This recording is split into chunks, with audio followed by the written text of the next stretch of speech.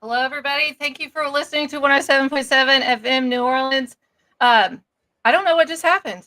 Oh, it doesn't matter because we're on and we're ready to go. We're on. So it's all good. That was a minute and a half clip, and it cut out. So It's okay. I know what it is. It's like the networks are mad because we did not do a show last Friday. Is that what it was? Oh yeah, I know. I'm sorry about that. That's what it was. I'm so sorry. Anyway, I do need to state this: the views and opinions expressed on What the Frick Live are those of the authors and do not necessarily reflect the official policy or position of What the Frick Live or 107.7 FM New Orleans. I wasn't able to put that banner up, so I had to say it. But the banner's up. That's right. The crawler's in the bottom. Okay, banner's up. Okay, awesome. I didn't see it. So already, this is gonna be a fun night. So how are you doing, Will? I'm doing great. I'm sorry I've been missed a couple last weeks. Got sick, and then I was dealing with just personal stuff. So yeah, it's just crazy. So, but I'm back. I'm here. Yeah. And how's it? Everything over Dark Fringe? Everything's good. Actually, we had a new episode come out just past weekend.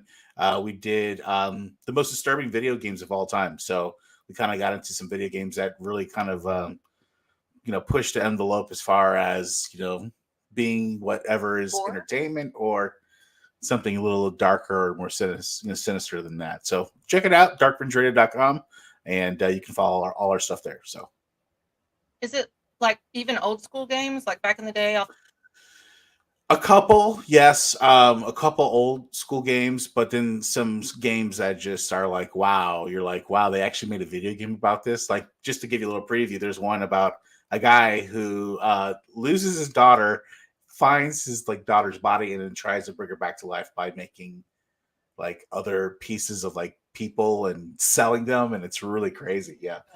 Like alchemy. Stuff. Yeah. It's crazy. No, there's so many crazy things, and we get into all of it. So yeah. I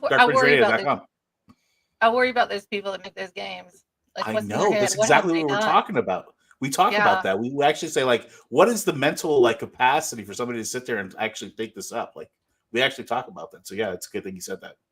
Yeah, it's super creepy. But we want to say thank you to everybody for tuning in. Please share this out. It helps our show. It helps our guests. It helps our network. We appreciate it. Hopefully everybody had a wonderful Thanksgiving.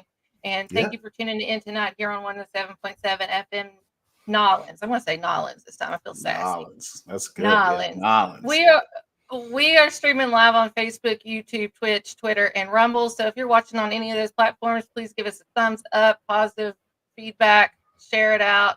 Love the show, and subscribe on YouTube. In the words of my son, ring that bell. So ring that bell. We have an awesome guest, True Crime Month. A True Crime Month, and it's super weird because we're going over 1 week, but we didn't have a show last week, so it's okay. It's all good. And he's been on the show before, and we talked a lot about the connections of his family to our current president in the White House and things. So if you want to listen to that show, you can. It's actually in the description, or you can just look it up on What the Frick Live, the Galanis Crime Family, and you'll find that. So we have Derek Meyer, and I love his middle name too, Meyer Galanis. He was born into the Galanis Crime Family. And he ended up colluding with his dad, his brother, and some other family members and stuff, and ended up having to plead guilty to a charge of conspiring to commit securities frauds, an offense that could lead to a maximum of 5 years and maximum fine. Golly, country. Fine. Straighten up here. Fine. I'm gonna give you a fine, Emily. It's gonna be a fine of $250,000. It's gonna be a fine. The overall gain. He spent time in prison.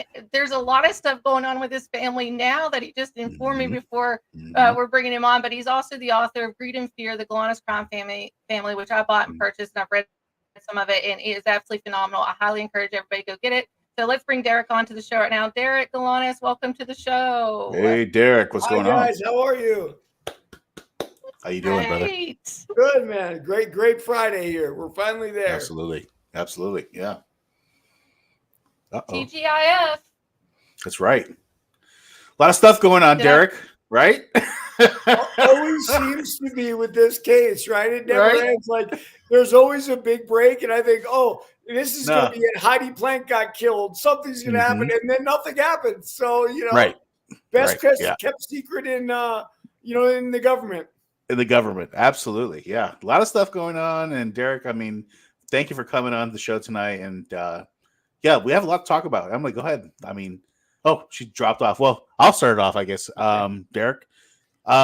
So we alluded to a lot of stuff going on in the news. I was talking to you earlier before the podcast started, and you dropped some information on Emily and us, or me, I should say, about what's going on with your brother. Can you talk a little bit about that and about that case? I mean, yeah, sure. I mean, Comer and Jordan, who are investigating Hunter Biden's dealings, finally subpoenaed my brother. They sent a letter to the BOP, asking that my brother be presented to Congress to give testimony in front of that committee about his relationship with Hunter Biden. And I mean, that's really the first time a public figure has talked openly about it. Now, forget the fact they're not mentioning who my brother is or who my father is or any of that.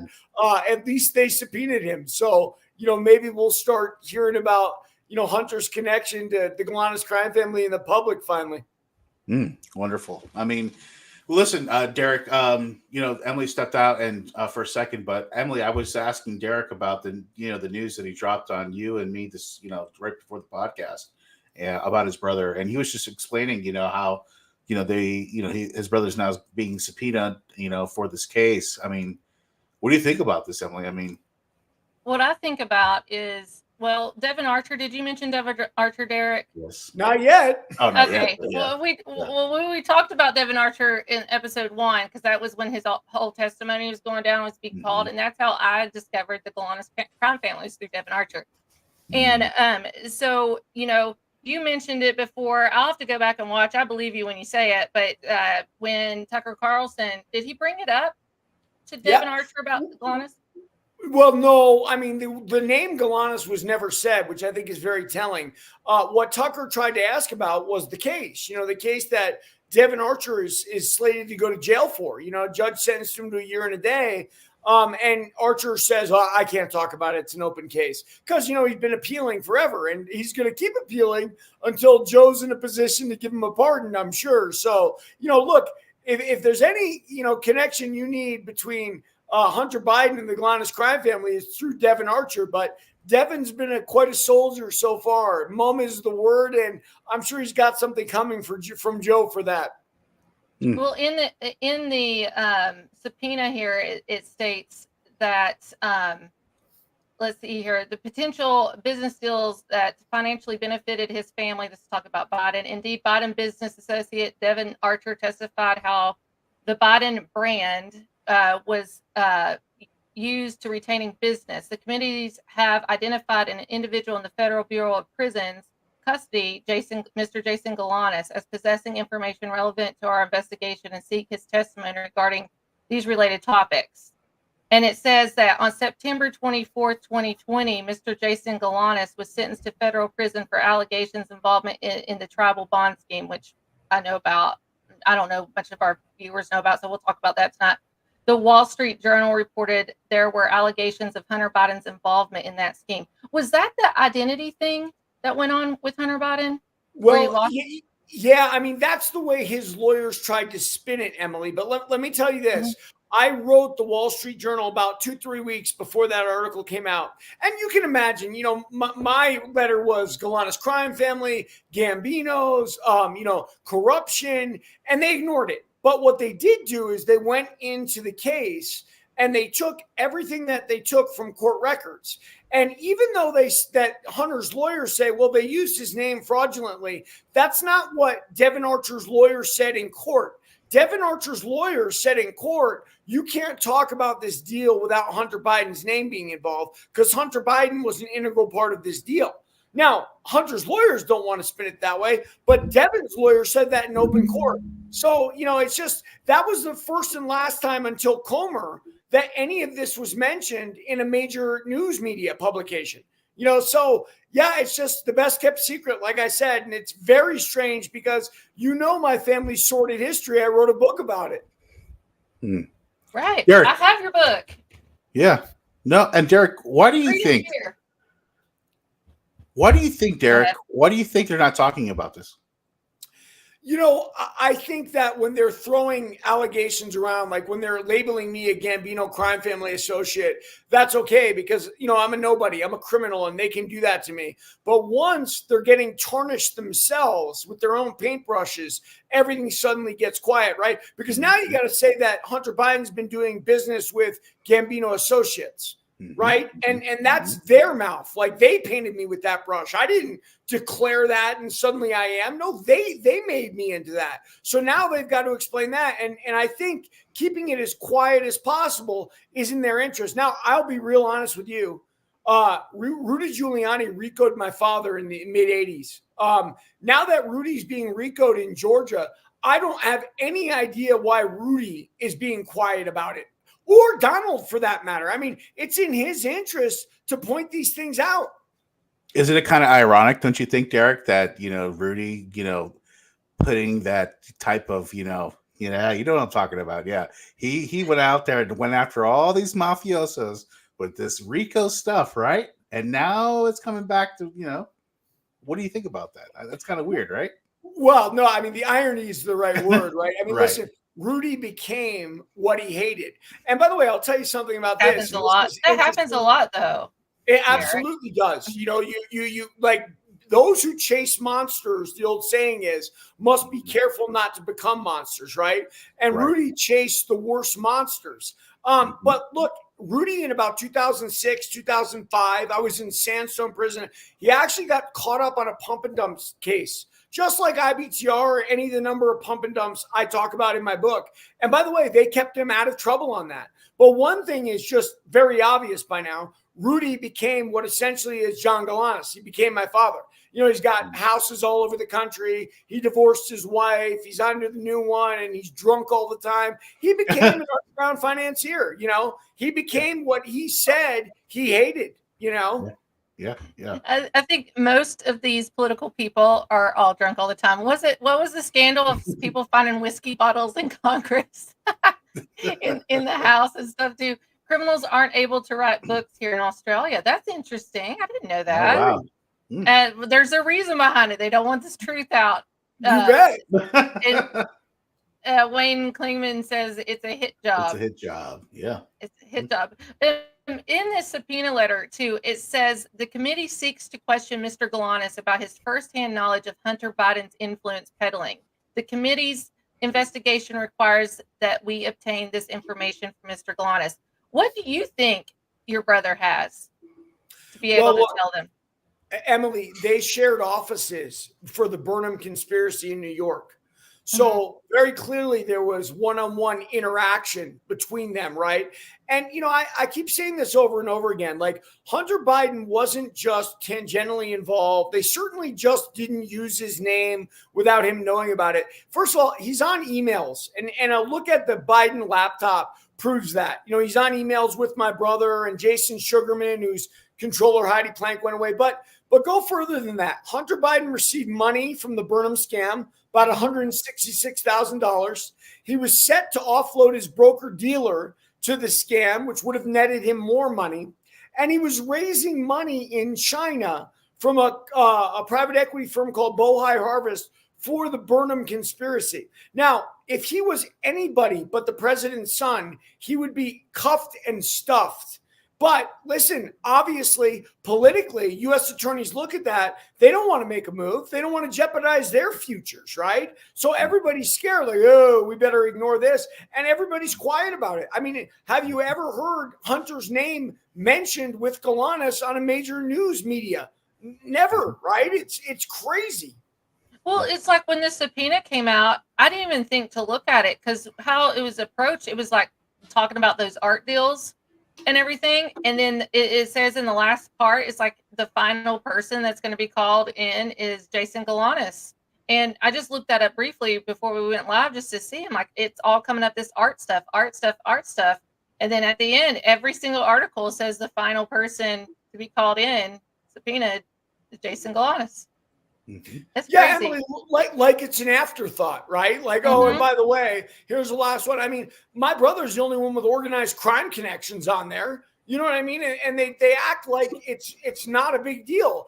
And I think, part of that comes to, I'm sure people are ashamed, and they should be. Like, how do you get involved in deals with people like my father and brother and not know they're criminals? There's no way, right? One Google search and you know exactly who they are. Hunter doesn't have an excuse, but as we know, Hunter wasn't looking for an excuse. He was involved with Whitey Bulger's nephew and everybody else. They thought it was cool to run around the world and, rob and pillage and live like the rest of us can't. And, of course, now he's not held accountable for it. But, that's as old as history, isn't it? Like, what if it was on the other side? What if this was Don Trump Jr.? My question with the media, It's a huge question. And I that's why I don't understand why Donald Trump doesn't say something about it. It almost makes me feel like there's a conspiracy at the top between all of them. Because for the life of me, I don't know why Donald wouldn't mention it. I think they're all corrupt. Every one of them. Let's overturn, we need to get rid of the two-party system. We need to put blue-collar workers in there if we have to have them. Get rid of them all. Let's start over. It's not there. And have term limits. Get these people out. But it's going to be interesting. And I have one more question about your brother, and we can move on. And Will follow up too. So, does he truly have files? I mean, he's been in prison since 2020, right? Or when was that? My brother's been in prison since 2016. 2016. Like, is he going to remember stuff, or do they have evidence to show him and he has to confirm? Like, how's this going to go? He's been in prison for a long time. I mean, so, when you're called for a subpoena before Congress like that, now my brother's word is going to be inflammatory. I'll be real honest with you, Emily. My concern is this. My father and brother are very street, right? Like it's the criminal roots that they have. And they're the kind of people who go, what are you going to do for me if I give this to you? And Comer and Jordan are not part of the judiciary. I don't think that they can offer him a deal. I don't think they can offer him relief. And by the way, something I should mention, before I wrote the Wall Street Journal, I also wrote John Durham, who was doing his investigation at the time. And Durham responded to me. He gave me, his secretary said, Mr. Durham is aware of your correspondence. Thank you. I also know that Durham went and saw my brother. I also know that nothing happened. So my guess is my brother said to John Durham, hey, what are you going to do for me? And Durham said, I'm not going to do anything for you. You're a fraudster. But tell me what you know. And probably my brother wouldn't do that. We'll see what he does with Comer and Jordan. I mean, he could get called there and take the Fifth Amendment for all we know. Me personally, just knowing my brother and knowing the system, he might as well just say the truth. Why? Because half the country will love him. Right. And, the other, like right now, nobody loves him. He's not going back into the Democratic, warm embrace. They don't like him. I know that's how he leans. He's from LA effectively now. But the bottom line is they're done with him. So, but, look, I'm not inside my brother's mind. My brother and father are twisted individuals. I mentioned that they put a hit on me when they didn't want to pay me. I protected them on my drug case. I mean, that type of criminal mind I do not have, and I can't predict what they will do. I can't believe they did that, but then I do believe that they would do that. Psychopaths. You have to be a psychopath. And it makes you wonder, because let me tell you this, one thing I know, the way my brother and father saw me is the same way I'm sure Jason Sugarman saw Heidi Plank. Meaning like, I created you, you were a nobody, you were an idiot, and I gave you everything, and I gave you a life, and now you're going against me, and suddenly Heidi's dead and gone, and no one's really talking about that anymore either. And we know my brother and father like plotted to murder me. So did that happen too? Perhaps. Well, speaking of family, and since it's the holidays, let's get into your family. How was life? How was life like being raised by your mob boss? I guess is that how I could refer to him? Mob boss, father, and sibling. Was your brother the golden child, and then like you were kind of like the scapegoat, or something? Absolutely. Listen, my brother's model handsome. You can Google him online for photos, and he looks like a movie star. And look, one fact about life is that we're judged often by our looks, right? As much as anything else. Doesn't mean you can be a bumbling moron by any means. My brother's very articulate. He's very smart.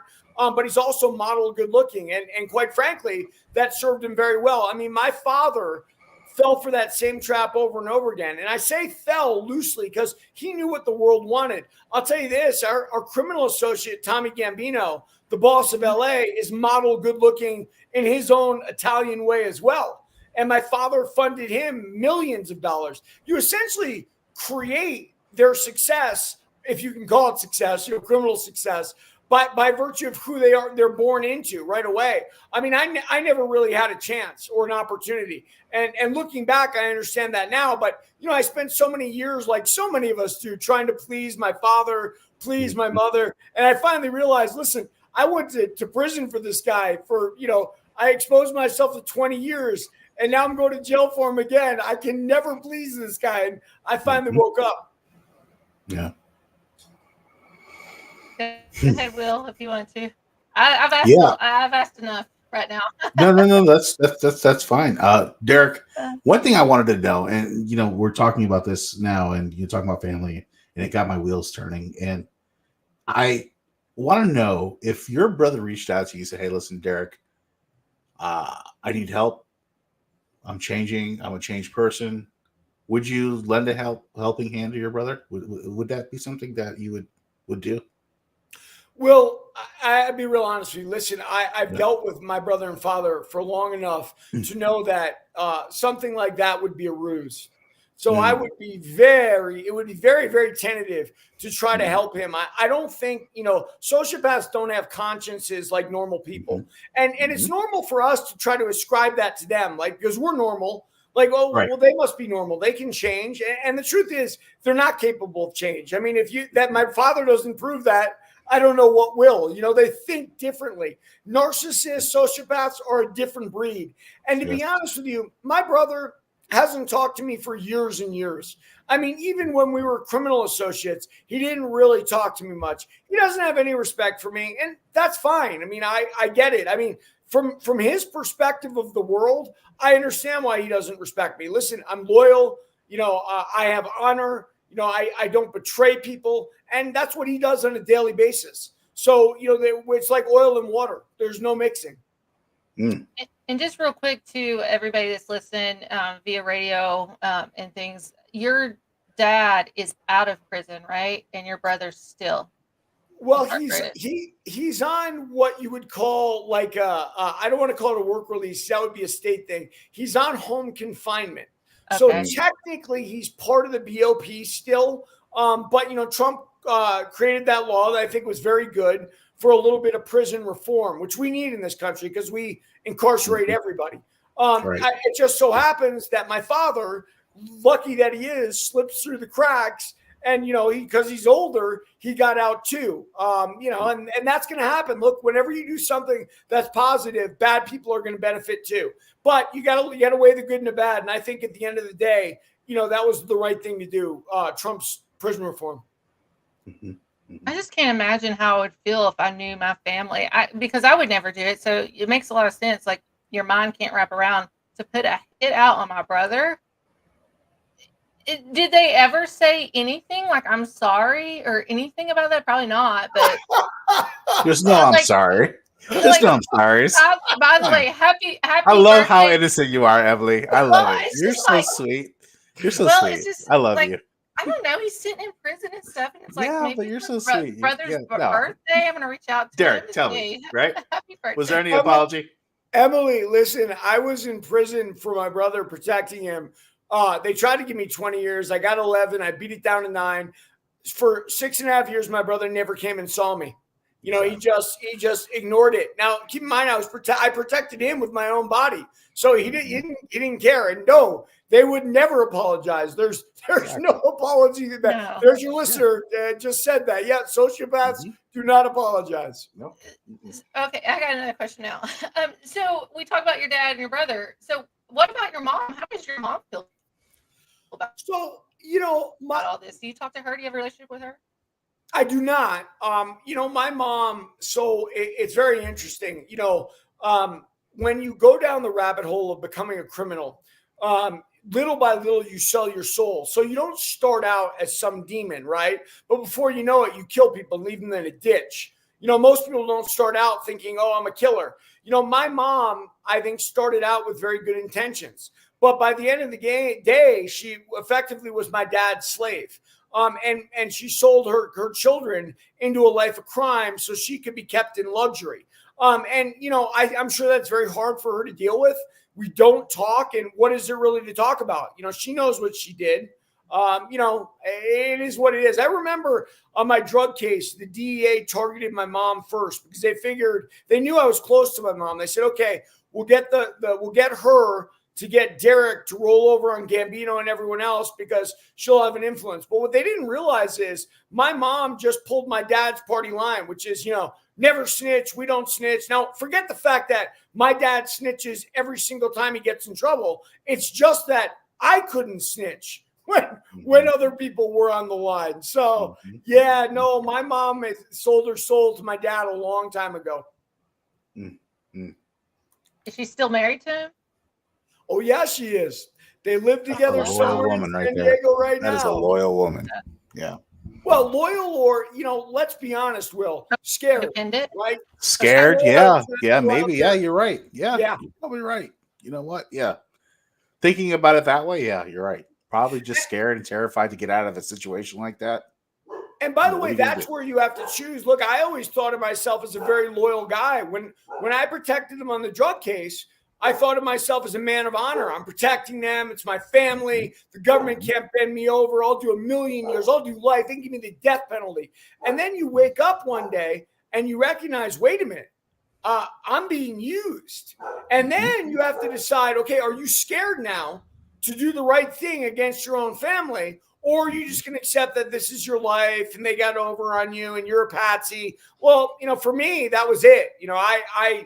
I came forward and I said what I said. Now, one thing I wouldn't do is I wouldn't testify against my little brother or my friend Ymer in Coatesville. And because of that, I got the same time in prison as my father, which, by the way, I knew I would. I told them when the crime went down, I said, guys, you're going to pay me my money because when this goes down, I'm going to get the same time as you. Well, they kind of knew that. They didn't care. They weren't going to pay me, and they didn't. Speaking of scared, in your book, I read some of it, which we've discussed how I can read, but in moments of time, which is not very much when you have a child and it's back to school and sports. Yes. So the amount that I've read, speaking of scared, I do remember reading something in this book, and it's very well written. It almost feels like you're watching a movie when you read it. So I highly recommend it to people. Read and Fear the Galanis Crime Family. You did a great job, Derek. You really did.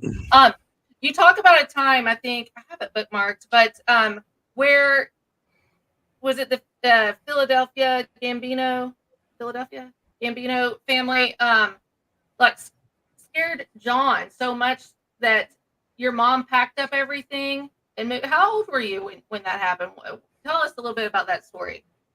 Well, I was a child, when that happened. My father was doing business in Atlantic City. And, like all those financiers, like Trump, like my dad, any of those New York financiers, they're bullies, right? They scream, they yell, they rant, and rave. But what they don't do is they don't murder people. Well, in that time in the mob, they murdered people, and they would throw that weight around. They came and saw my dad and they said, look, we know you're building a project in our city. You're going to pay us. My dad got terrified, and my dad was absolutely terrified of them. And I think, fear and veneration go hand in hand. So my dad feared them, but I think at the same time, he very much looked up to them because they were the only people that could really scare him. Now, the irony in all that, of course, is as the world changed, as Rudy, who we've talked about, became a Rudy. mob, those people became more like John. So John was just fooling himself. I mean, Tommy Gambino, the boss of LA, John gave him millions of dollars to make him successful. And John didn't have any reason to fear Tommy Gambino. It was simply his own id, his own ego, his own, desire to be associated or connected. So my dad's relationship with the mafia was one very damaging to him in his psyche and whatnot. And somehow he always tried to portray himself as being one of them. Well, one thing I can assure you, Emily, is they treated him like a mark. Like, yeah, this idiot financier is going to pay us more money. But financiers like my dad don't think like that. First of all, they're stealing the money anyway. So they got to give $1 million to the Gambinos, and then they can pretend like they're friends. They do it. And, me, I would never do that. I mean, if someone tried to extort me, there'd be one finger in their face, So Exactly. The middle. Yes, right. That's right, Emily. Yep. Not the thumb. Nope. It's not the thumbs up. No. Oh my gosh. It's a crazy world. You even said murder with mafia and everything. I think now the mafia still kills people, but we title it suicide. They were suicide.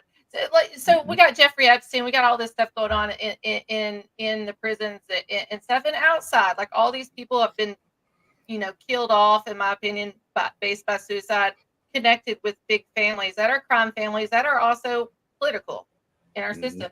Do you think if your brother actually speaks and starts saying the truth and presenting stuff, and they can find evidence to back up what your brother's saying against this, do you think something might happen to him in prison as well? Well, Emily, here's my opinion on Epstein. He had the goods on everybody in the world, from the British crown on down, right? Donald Trump, Bill Gates, any number of liberals. Well, so the bottom line is he had to go. And by the way, I was in New York MCC not long before Epstein got killed there. There is no way he committed suicide in that prison. Absolutely impossible. By the way, credit Tucker Carlson. He says it. He knows it. He tried to make us think about it, and they just completely shut him down.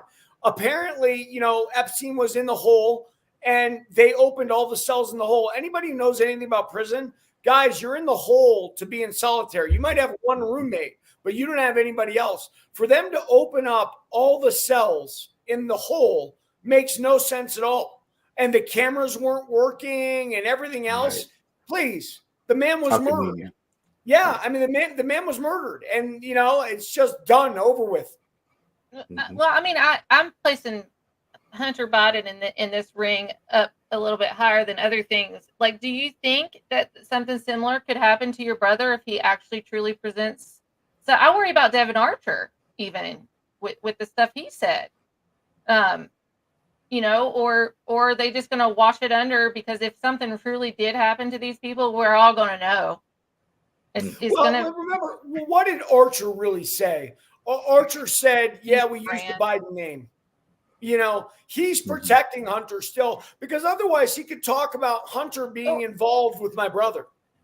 Well, he also spoke about that he witnessed movement with Hunter in having Joe Biden on the phone or something in these deals as well. So he testified that, yes, he was involved, not just using the name, but he actually heard Joe Biden being part of the scheme or talking to get these deals for Hunter. So I don't know. I worry about it. If you really truly come out, that's probably why everybody stays quiet so much. I mean, your own life's at risk. Well, I mean, listen, I'm not worried about my brother because I know he's not worried about me. Unless you give me something, right, Derek? Yeah.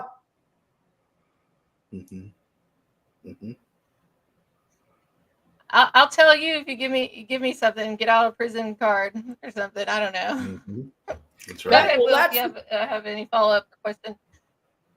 That's the quid pro quo that my brother wanted, I'm sure, and that's why they got subpoenaed. I have no doubt. I mean, I just know how my brother and father operate. Derek, what would you say to your father and brother if you all sat down for Thanksgiving dinner? I mean, that's a hell of a question, right? Guys, there's just nothing to say. You know what I mean? Yeah. Like they know, look, they're sociopaths, but they're not stupid. They know what they did, right? They know what happened. So there's nothing really to discuss. I mean, all of us, quick dinner. Yeah, it would be definitely fingernails grinding into the table there. Yeah, of course. Yeah, no, I mean, I say that, jokingly, but it's, it's a really hard thing, when you have family like that and you kind of have to, expel them from your life in a way, right? Is it hard for you to do that, or is it something that, because like, let me just give you an example. I have kind of similar situations in certain other parts of my life and, family, and I've cut them out. And for me, it's kind of easy for me to do that. I don't know. It's kind of weird. As I've gotten older, it's easy for me to do that. Is it easy for you to do that, or is it hard and you find it taxable to do that? Well, keep in mind, I spent like 43 years of my life trying to integrate myself and be like them and trying to be their equal, or at least respected by them, if not their equal. And what I came to at the end, I faced the same road my mother faced. So if I didn't do what I did, if I didn't stand up and speak up, it would have meant simply that I was afraid. And one thing I can't stand, it's why I'm unextortable too. Like, you're not going to scare me. You can kill me. Anybody can be killed, but you're not going to prevent me from speaking the truth. And so the inner battle was inside myself. Do I have the courage to step up now that my father and brother have made their move? I mean, they made it very clear what they wanted to do, right? They robbed me. They sent me to prison. They threatened to murder me. So like, it was all out there. So now what am I going to do? Well, I wrote my book. I'm on your show. I've got my own, social media going on it. I talk about it nonstop, and I'll keep talking, even if it washes over and nobody talks about Hunter and the Galanises. I'm still going to talk about it. Yeah. I'm sorry, I'm having technical difficulty in Kentucky tonight. This has happened before, but not like this. I'm just going to say the freezing weather here last few days is to blame on it. But we have quite a few people tuning in. I appreciate everybody. We got Christopher James tuning in, Julie, and then we have Eddie. And they're tuning in. So if anybody's watching, please leave a comment, ask a question. We appreciate you all. Thank you for listening on 107.7 FM, New Orleans too. We love our listeners down that way. And then please share this out. It helps our guests, our show, and the network. So thank you, everybody. Get the truth out there. That's the only way we can do this stuff is share it. Like, that's right. I don't ever ask for money. Just share the show. Share it. Yeah. I mean, that's what it is. It's about sharing this information. And, as we were talking about earlier, Derek, they don't talk about the story about your brother. It's completely buried. And so, it's up to the alternative media like this, what we're doing here, and other podcasts like us, to share this information, make sure this gets out. Because if not, nobody would ever know. Nobody would ever know. No. I tell you, Will, I mean, that Wall Street Journal article, I really think I pitched a screwball by them, right? And that was the first and last time anything in major media talked about it. Now, they covered it real well. They took everything from court records, and they said Hunter Biden's name used in fraudulent scam against his knowledge, which isn't true. But, I think they tried to cover that so they wouldn't be attacked directly. So, Derek, when you were friendly with your dad and your brother, what was your job in this family mafia scheme that was going on? I had a way of integrating myself with people and, getting their trust and leading them.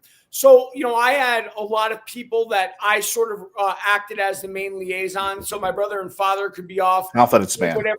Yeah. So I would, and a lot of people, look, people, I'm able to ingratiate myself with people because I am real. So they were able to use my realness to their advantage. They thought, well, figure Derek's real. This whole thing must be real. And they don't actually have to look at my father and brother for who they really are. So you were the negotiator? I wouldn't say negotiator by any means. They wouldn't let me negotiate anything. They would let me handhold. They would let me deal with people that we needed on our side when we were putting scams together. I'll give you an example. On the Indian bond fraud, there was a tribal member named Rayson Reigns who loved the UFC and MMA. And as you know, I wrote my second book on that. So they put me with Rayson to go to UFC matches and talk to him and ingratiate myself with him. We had a trader named Mark McMillan. Mark loved the stock market. And I studied the stock market for 6 years while I was away in prison while I was protecting everybody. So, I could talk the market at that time as well as anybody. So, I would deal with Mark in that regard. We had a doctor named Glenn Biasios. And Glenn and I shared a lot of the same interests. So they used me to sort of smooth with Glenn. So they would use me that. They would also use me as sort of like a faux muscle. Like, well, I don't know, if Derek gets angry, this is what's gonna happen to you. So they would use that as a vacuous threat, like all their threats. Mm-hmm. Mm-hmm. Well, I mean, you were muscular back then too. I don't know what, I can't see you now, but back then you were into, like, we talk about UFC and all that kind of He stuff. was jacked. Derek was jacked back then. Are you kidding me? Yeah. Like I would be scared. I would not be messing with you. I'm gonna try to pull up a picture. Like, there's no way. But, I would have given you the advantage of being able to basically, win the confidence of these people, and also at the same time be the intimidator at the same time if need be. So you had both of those leverage in your favor. The intimidator. That's his name. Yeah, I mean, I'm sure that was something that they found of great value in as far as your father or your brother, right? I mean, well, I'm sure they did, but here's the thing with my father and brother, and keep this in mind. There he is. There's some shots. They discount everything everyone else does. So although they did use that, they acted like it wasn't important. Because to them, the only thing that's important is themselves, Right. Yeah. That narcissist mentality, right? Yeah. That's crazy. Yeah. As if I was some kind of freeloader. I will tell you this. We're going back to prison, and I go to a hotel that we're staying at before we're getting going for some court hearing, and some waiter at the hotel says to me, "Hey, your father came here." He goes, "He told me he's got one son who's a lawyer, one son who's an investment banker, one son who owns a car lot, one son who mooches off him." And what the restaurant guy didn't know was the mooch was me. And I was livid because let me tell you something. I got peanuts for all the work I did for my father and all the time behind jail. But you understand, that's what narcissists do. They belittle the person they're about to kill or emasculate, right? They value you. Yeah. Mm-hmm. Mm-hmm. Did you have a nickname? Anything growing up? Or? They call me Deeks. Deeks. Okay. I can see that. Yeah. Deeks, I like that too. Yeah. So I don't know, all these possible gangsters, mom, they all have nicknames, but I didn't know if you had a nickname. I've created some nicknames for you tonight, just to let you know. I'll send them to you after the show. Let's hear them. The negotiator, the intimidator. The intimidator. Yeah, there we go. I had one more a few minutes ago. Oh, I hate to say this, you won't like it. The mooch. Just call you mooch. No, you won't like that. I don't like that hear one. You. Yeah. Oh, you didn't hear me. I'm not going to repeat. Good. Good. I know you're joking, but yeah, I didn't hear myself either. Derek, was there something that your dad or your brother ever asked you to do that you just said, "You know what? I'm not going to do it"? Yeah, my father asked me to kill someone when we were in New York. He was out. It was 2000 or 2001. He had finally gotten paroled after like 13 years.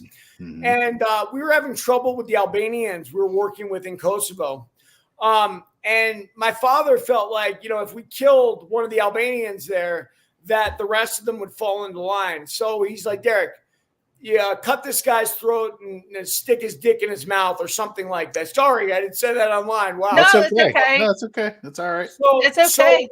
So people wonder like what goes on. It's not okay, but it's okay. Yeah.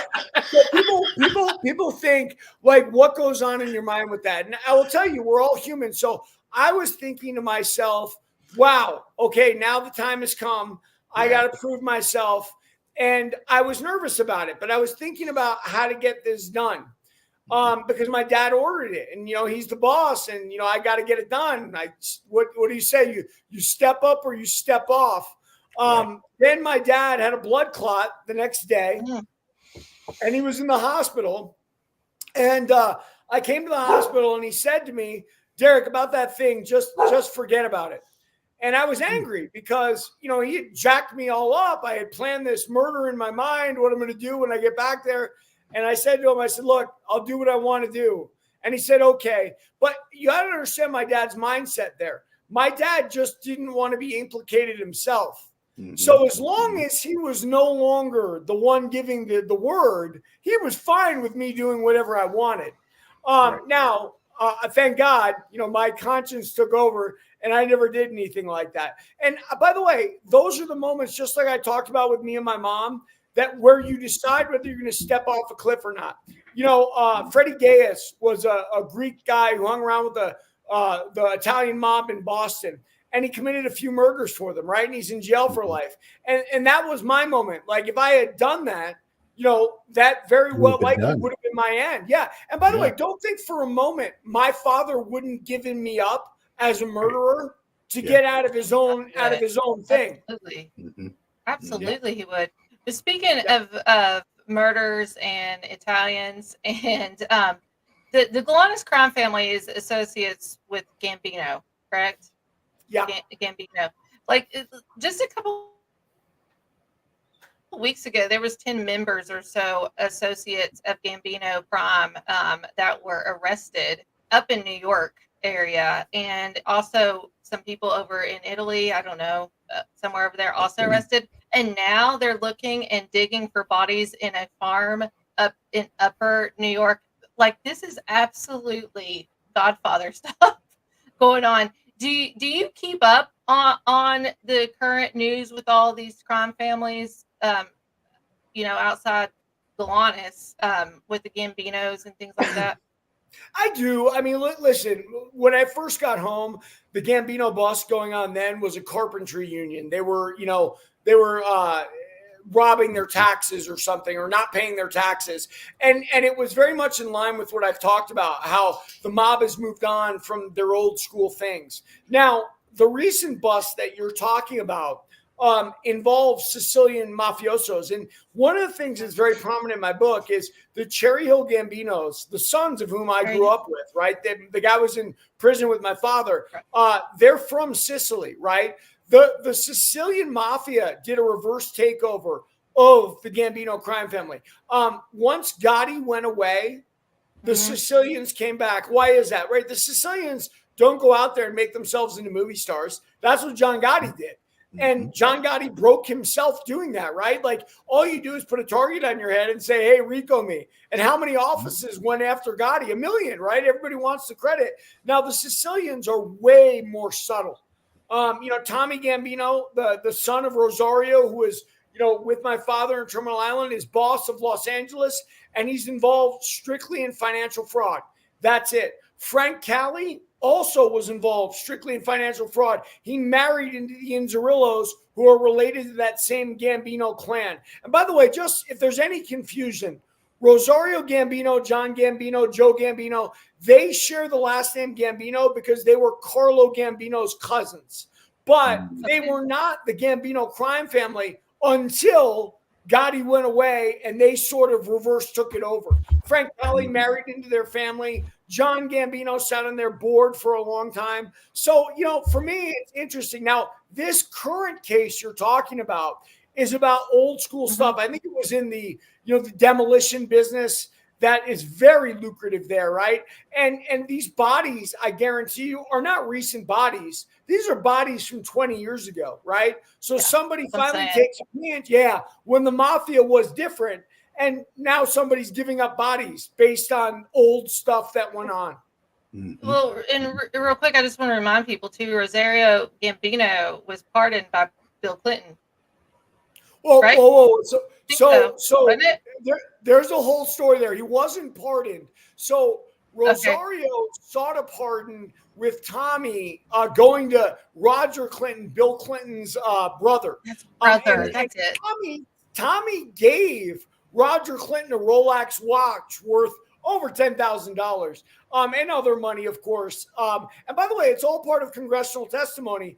Tommy talked to me about, it's in my book. When you get a little further, Emily, you'll get to it. Tommy met in a Washington parking garage with Bill and Hillary Clinton.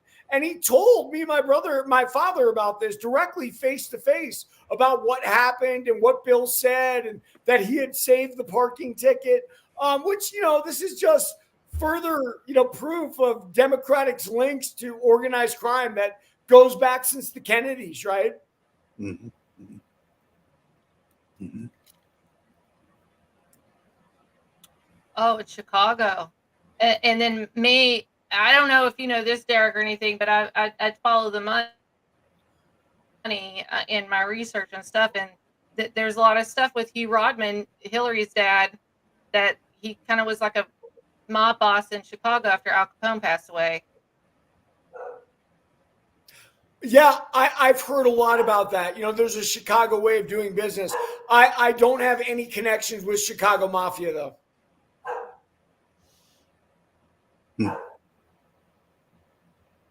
Derek, where do you think this all goes now? With your brother, being subpoenaed, what do you think this goes? Can I tell you where I hope it goes, Will, and where I think it probably will go? Let's do that. Yeah, so where I hope it goes is my brother comes out, he tells the truth before Congress, he exposes Hunter's involvement in the Indian bond fraud, and there's finally some accountability there.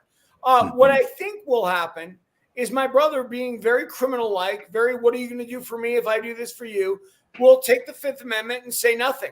I think the story dies there, and Devin Archer gets pardoned, and we never are the wiser, right? And stuff rolls on. Look, listen, I complain a lot, right? But Jeffrey Epstein died in his cell, and nobody's investigating that anymore. So, for me, I look at it, Hunter's financial fraud is small potatoes, Yeah, you're right. Oh, well, it still bothers me so much about that case. Who was over that prison? Who was over that prison during that time, or the investigation, right? No. Bill Barr. He was the person that was over that to investigate. Well, Bill Barr's dad is the one that hired Jeffrey Epstein to that private school as a teacher, which Jeffrey Epstein never graduated college. And he was the teacher back in the day in that private school in New York. So it goes deep, everybody. This is deep. He's the keystone. I think he's the keystone. Emily, I heard that and I forget it. There's so many twists and turns with all this. It's hard to keep it all straight. But yeah, he was a keystone, and that's why he's no longer there, because he could bring the whole house down. Do you really think he died? He didn't kill himself. I'm just going to say that. I don't believe that. He was murdered, or I still think he might still be alive. And he might be in Israel. There's talks of him being Mossad, and then Ghislaine Maxwell's dad, Robert Maxwell, was Mossad. So, I almost think that they've kept him and just kept him hidden or something. I don't know. Well, I don't know either, obviously. What I believe is that they use probably a career criminal that has no voice, right? I have no voice, and I'm not even a career criminal, right? They probably used a career criminal to kill him, and then left it at that and called it a suicide. Who's going to believe some crazy guy who's a pedophile and a murderer already, And so it's just, they can get away with whatever they want.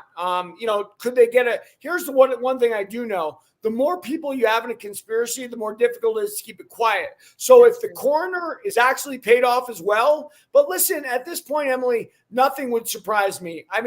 I am stunned that every 6 months, some huge thing comes out, whether it's my brother being subpoenaed, whether it's Heidi Plank disappearing, whether it's Jason Sugarman not being indicted, and we still hear nothing about the Galanises. I'll tell you this, my father was a big deal in the 80s. They wrote article after article on him. Now, when he's involved with the president's son, nothing. So, they can do whatever they want. They have the power. They have the control. They own the media. Yes. Mm-hmm. Okay. So I have a question, and then I have Will follow up, and ask you maybe a final question here. So, as I mentioned, reading your book, and it's very well written. Everybody, please go buy his book. The link's in the comments here and or in the description. And then if you're listening via radio, the description's on the website. So please go to the radio website. You'll see it. Please buy his book. It's very well written. It's also written like a story. Like when I read it, I think of a movie. So is there going to be a movie or anything? Has anybody contacted you about possibly doing something like this in the future? Well, listen, I mean, when I wrote it, did I think there would be? Of course I did, Emily, but all of these things that would make it movie worthy, right, are being kept mum. So it makes me wonder if, anyone's really going to care enough. I mean, look, all I can do is keep staying out here, speaking my truth and being in the public as much as I can. And you guys are one of the few people with the courage to have me on. Certainly, they talked to Tony Bobolinsky to death on Fox Media. They don't have me on, so I don't know what to tell you. Yeah, what more of a what do they say, a name, right? Bobolinsky, really? I mean, come on. It's because your name. It's because your name does not end in your last name does not end in a vowel. Take that S off. And Galani. We're gonna have Galani on. Derek Galani, and you'll be on the news. Some of the black guys in prison my first time used to call me Galani because of that.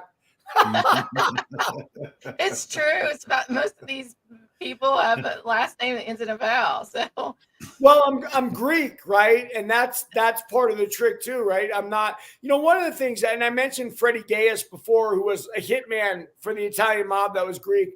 The Italians are very smart, and people know they use people outside of their ranks for murders all the time. Because why? They don't want to get their hands dirty. They don't want their children going to jail. They don't want their cousins going to jail, right? It's better to use some outsider than to use you. There was that Polish guy, the Iceman, right? That was ordering people for them for Ted years. Kaczynski, yeah.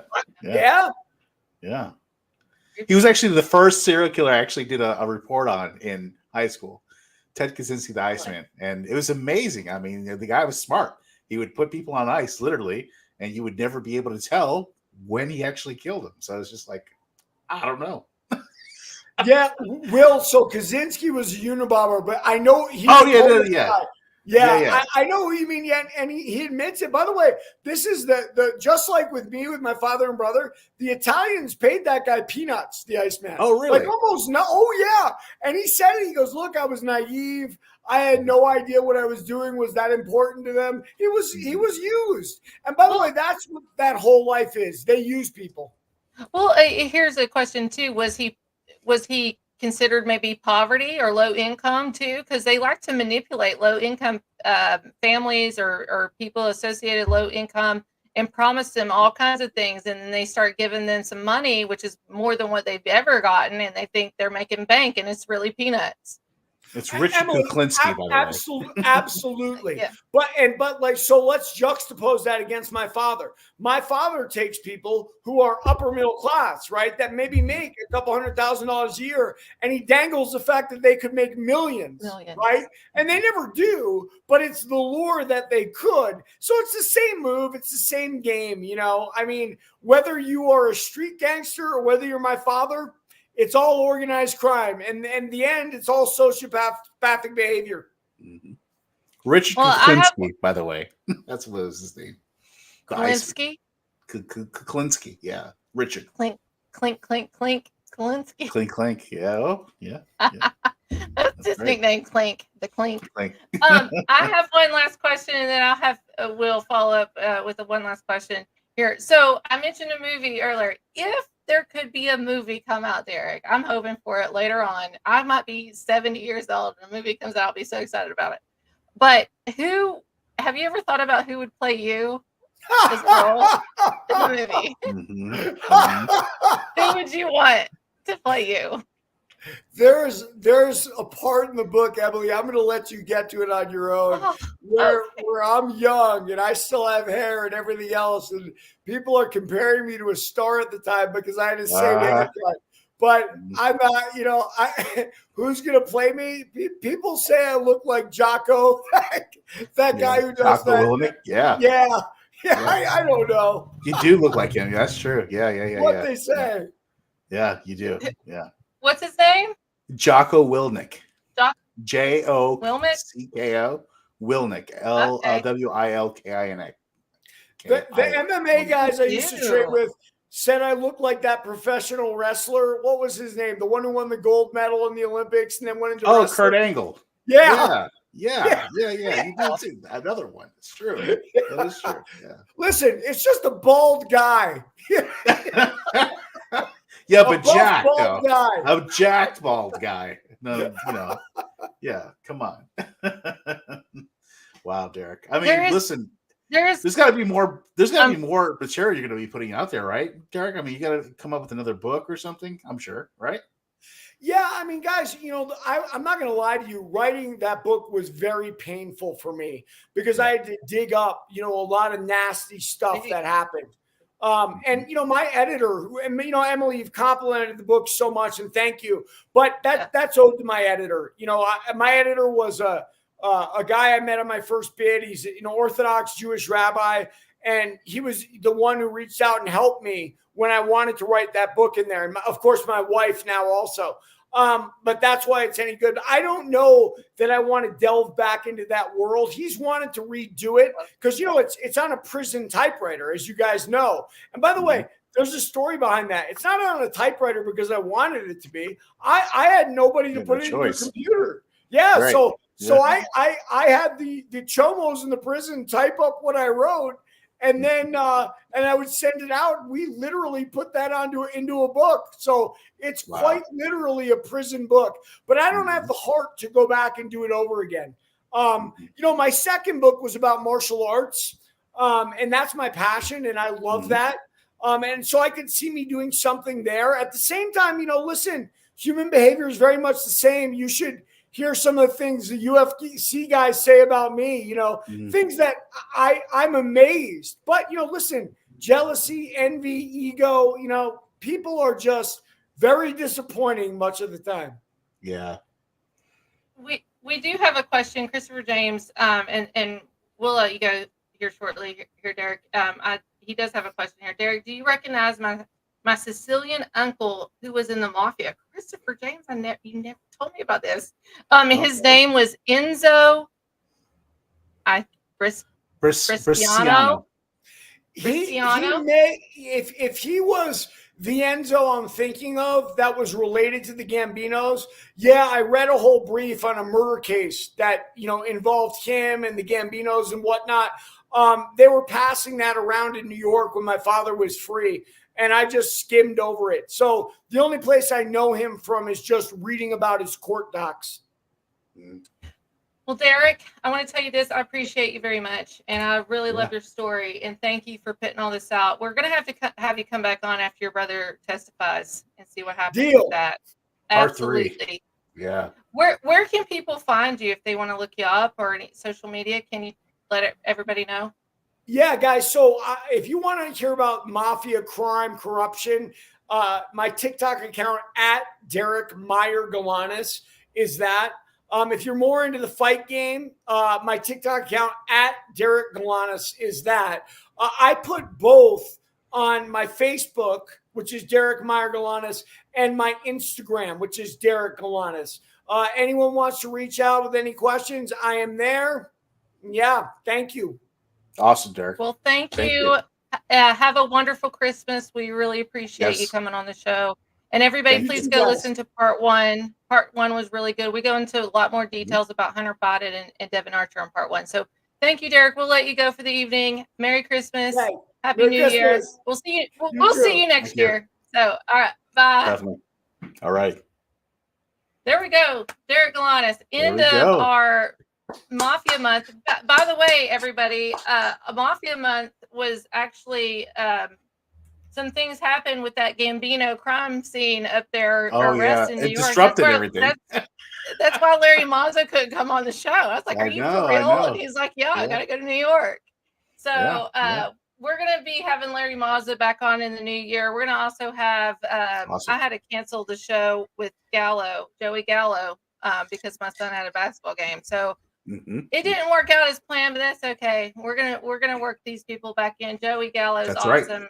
Her dad was Crazy Joe Gallo. Actually saw him get killed in that restaurant and stuff. So she has a great testimony. Thank you everybody for tuning in. We appreciate you all. We're gonna be back here again. Hold on. Jason Bader says, Iceman Confessions of Mafia Hitman. I'll check out Galanis book. Yes, and by the way, I need to mention this one more time. I've said it several times. I wanted to pitch it really well, especially on 107.7 if you're all listening. Greed and Fear, the Galanis Crime Family. Please, I've only read about 100 pages of it, and that's what I can get to right now because I'm so busy, but it's really good, I promise. It's like a movie. It is. It's really good. So please check that out. Get his book, buy it. It's an amazing story. It feels like you are watching a movie. And we're going to be here next week with David Oates. David Oates. David Oates. Yeah, it's like it reminds me of the oats that you eat for breakfast. Quick oats. But here's what's interesting with David Oates. He does reverse speech. Ooh, I never even heard of that. Like you need follow him on Facebook. He gets all these like speeches that they're doing now, like all these political people worldwide, and he's done other stuff like songs and all that stuff. And then he plays it backwards, and you can hear the reverse speech in it. And there's all kinds of 80s like metal music, like we used to take that and the record and play it backwards. He gets the reverse speech. Yes, it sounds scary. And I'll well, I don't know. Should I say this? Yeah, I'm going to say this. Say it. No. Say it. I'm saying it. Okay, I'm going to say it. Say it. Eric Hecker. You know who I'm talking about? No. Okay, he's like the Alaska guy that just came out here recently. He's had like 5 minutes of fame talking about, or not Alaska, Antarctica. Okay. Antarctica. He's getting 5 minutes of fame. Okay. He was on my show, but there's a whole before you came back, Will. But there's a whole big thing about him. He was a plumber. I deep dived with him, and what he's saying to people is bogus. Like it's not right. And then when anybody really truly confronts him, it's a mess. So yeah, unfortunately, David Oates and him got into it. Oh, and so David Oates, in his vengeance, decides to get all these interviews that Eric Hecker is doing, and did reverse. Nice. And you should hear the stuff in the reverse. It talks about CIA. It talks about lie. Like it's crazy stuff that he has. Yes. So. But anyway, we probably won't get into Eric Hecker next week, but there's going to be a lot of audio we're going to be listening to that's being played backwards. It's going to be a fun show. So, that'd be good. All right. Well, thank you, everybody. We appreciate you all. We'll see you all again here next week on 107.7 FM New Orleans at the same time, 7 p.m. Eastern Standard Time. Right. Please stay on. And up next is the Church of Mavis. You all have a great evening. Thank you. Indeed. Are you there? I am here. Okay. And I didn't end it. Somebody else ended it. Oh, okay. It's still saying live, but okay. That's good. Does it? Hold on.